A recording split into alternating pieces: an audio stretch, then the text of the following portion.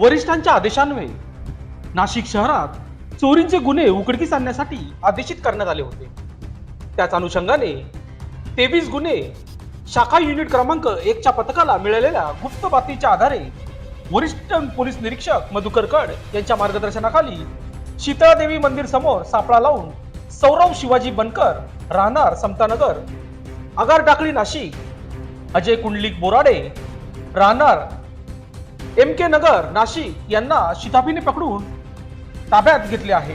त्यांच्याकडून 50,000 रुपये किमतीची मोटरसायकल हस्तगत करण्यात आली आहे। गुन्हे शाखा युनिट क्रमांक 1 च्या पथकाने संशयित इसम आदित्य प्रकाश देवरे उर्जित कुंदन कुलकर्णी यांना शिताफीने ताब्यात घेऊन त्यांच्याकडून 55,000 रुपये किमतीचे मोबाईल व लॅपटॉप हस्तगत करण्यात आले असून त्यांच्यावर गुन्हा दाखल करण्यात आला आहे। वरील दोन्ही गुन्ह्यातील आरोपींना ताब्यात घेऊन गंगापूर पोलीस ठाण्यात गुन्हा दाखल करण्यात आला असून या गुन्ह्याचा पुढील तपास चालू आहे। सदरची कामगिरी गणेश कार युनिट क्रमांक 1 ने उत्कृष्टरित्या पार पाडली आहे। लोकशास्त्र न्यूज साठी बंटी आढाव, नाशिक।